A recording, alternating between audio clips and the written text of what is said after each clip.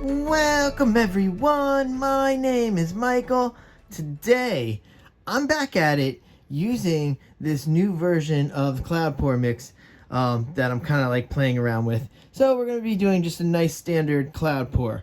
I think we can go right into these colors. There's not much to talk about. I want to get into that end result so we can see what it looks like. I do want to start right over here. And this is cadmium yellow hue. Alright. Then we have lemon yellow. Alright. This is metallic cobalt blue. This is neon blue. Over here is phthalo blue. Okay.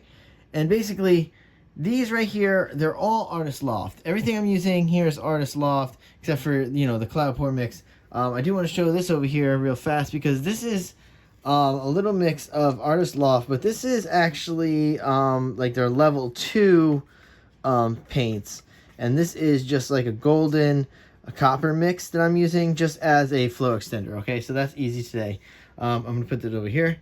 And then, of course, I was using this in the last video, so I'm going to use this again because I want to see if this really is going to work. And this is the new version of the cloud pour mix that I'm going to use. And I'll put the specs up here on the, put the formula right here on the screen right now. And basically it's just 1 to 1 to 1. And that's what we're using. We're using a folk art satin, okay? Then we're using my regular Artist Loft level 1 soft body acrylic.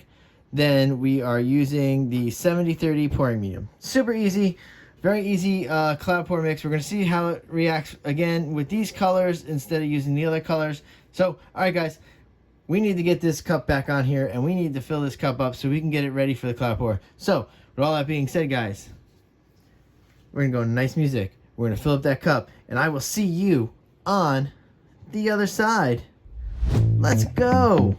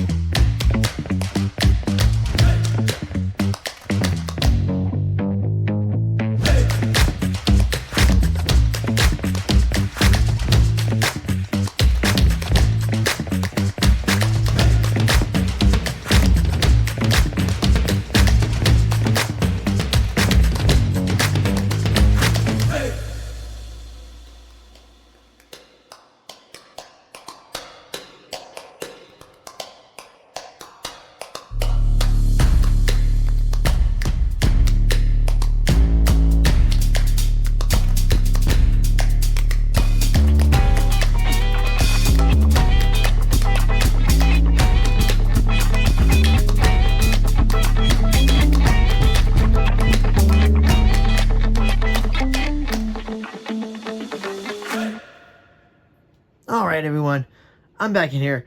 That was an easy cup. Always with the cloud pour mixtures, you have to realize, don't use so much. It's going to sink, and you're going to see that most of this, even though as little as in here, is going to fall off the canvas. You're pretty much just going to have that first little bit of layer. So make sure your colors right at the bottom are the colors you want to really stand out in the cloud pour. Alright guys. We're going to put this down here. We're going to use this beautiful flow extender when we do that. And we're going to go back into some nice music. And I will see you on the other side. Let's go.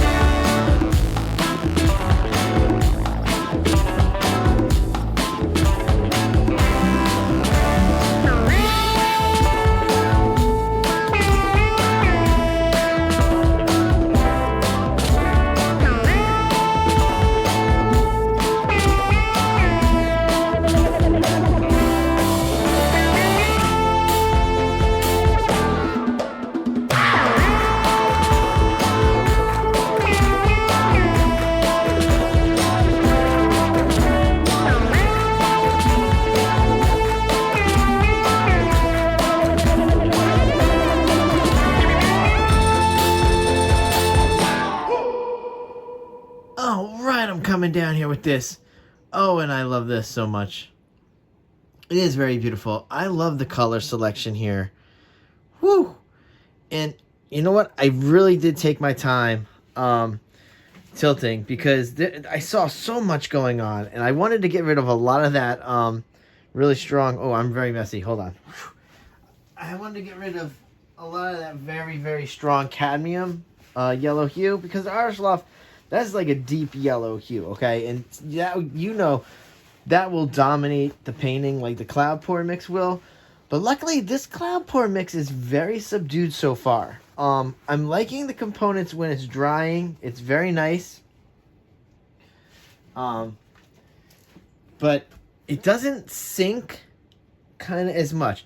I think what I'm going to do next time, the next time I do the cloud pour mix, I'm going to cut, maybe do like more tight. I'm going to do a little bit of titanium white in there. Maybe some Liquitex or maybe some Amsterdam titanium white, just to see if we can get a little bit more sinking, so we can get, because I want to get the center cloud to be more predominant, because here you can see it's not. It's more like a little swirl, and I need it to be a little bit more predominant.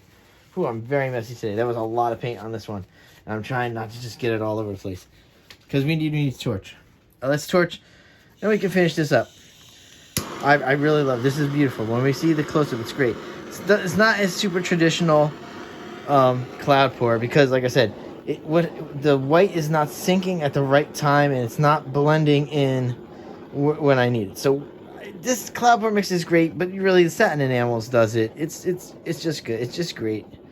But this is getting close, and I think just adding in some titanium white to make it just slightly heavier might be the way to go. We'll see. We'll see. All right, there we go. My torch is gonna die. Whew. Wow.